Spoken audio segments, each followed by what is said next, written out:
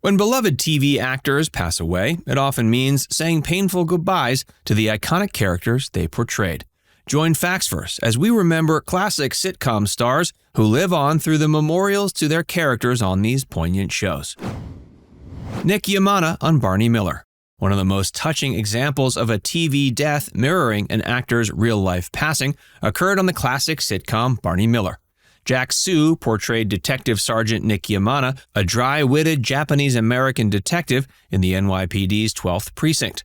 Yemana was known for his terrible coffee and odd hobbies like making jelly beans in the squad room. Sue was an original cast member when Barney Miller premiered in 1975.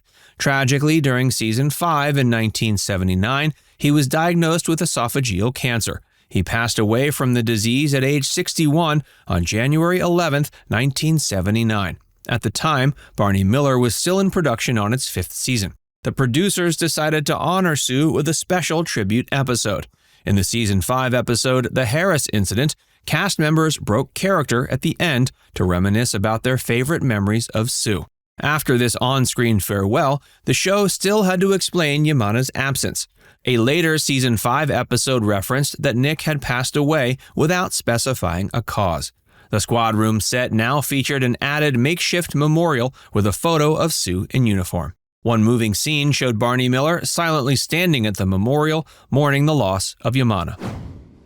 Mrs. Wolowitz on The Big Bang Theory. The hit sitcom The Big Bang Theory was faced with a dilemma when Carol Ann Susi, the actress who hilariously voiced Howard Wolowitz's unseen harpy mother, died of cancer in 2014 during season 8. Susi's raspy signature voice had made Mrs. Wolowitz a standout character since The Big Bang Theory premiered in 2007.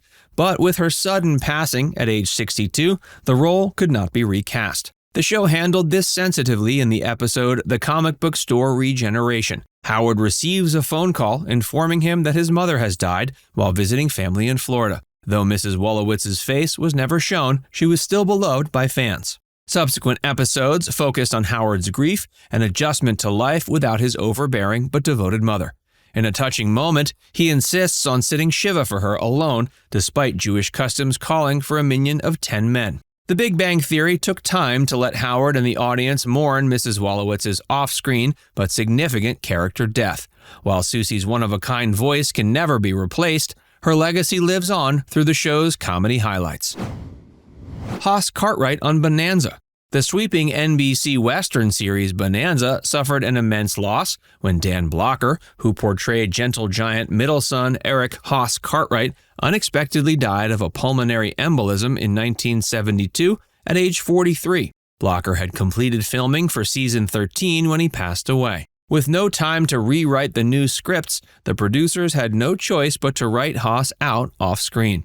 The heartbreaking season 14 premiere, Forever, takes place a year after Hoss's absence, which is vaguely referenced. Patriarch Ben Cartwright mournfully said, "I've already buried one son," alluding to Hoss's unseen death. Fans were distraught over the sudden demise of the warm, beloved Hoss without explanation. To provide closure, a TV movie, Bonanza: The Next Generation, finally revealed the details in 1988.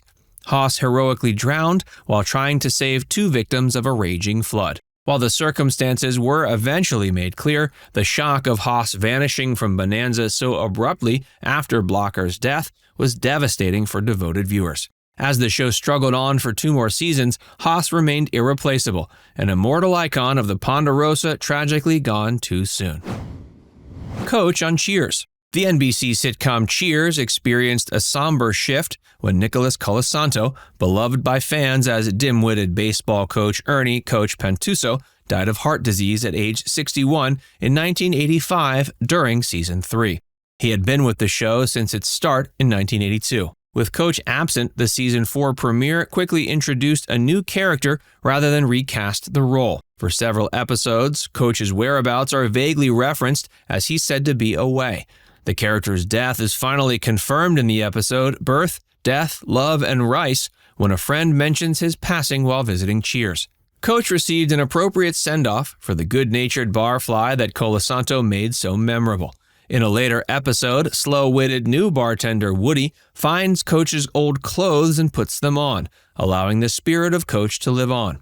Losing both Coach and the man who brought him to life was a painful but necessary change for the Cheers family to endure. Chico on Chico and the Man. The lighthearted 1970s sitcom Chico and the Man took a somber turn when its talented young star, Freddie Prinze, died tragically from suicide in 1977 at just 22 years old during season 3. Prinze portrayed energetic Chico Rodriguez, the upbeat young Latino mechanic working for cantankerous garage owner Ed Brown. After Prinze's devastating death, the show handled Chico's absence with sensitivity. For the remainder of season 3, Chico was vaguely said to be away on business trips. The two-part season 4 premiere, Ed Talks to God, finally tackled the painful subject of Chico's passing. Ed poignantly explains that Chico has died and introduces his 12-year-old orphaned cousin Raul as Chico's surrogate, allowing the show to continue. While the cause of Chico's death was left intentionally unclear, the farewell episodes provided meaningful closure after the immense real-life loss of the gifted Freddie Prinze. Boss Hogg and Jesse Duke in the Dukes of Hazzard reunion movie. In 1997, a reunion movie called The Dukes of Hazzard Reunion revived the beloved characters from the action-packed TV series. But two fan favorites were notably absent: corrupt County Commissioner Boss Hogg and kindly patriarch Uncle Jesse Duke. Actors Sorrel Book and Denver Pyle had passed away in 1994 and 1997, respectively. Rather than recast, the reunion movie tackled this gracefully. Early on, lawman Enos mentions in passing that Boss Hogg and Uncle Jesse have died in the years since the original show. Fans were spared seeing the deaths dramatized, but the subtle references acknowledging the loss provided closure and allowed viewers to privately mourn two of the show's most iconic characters and performers.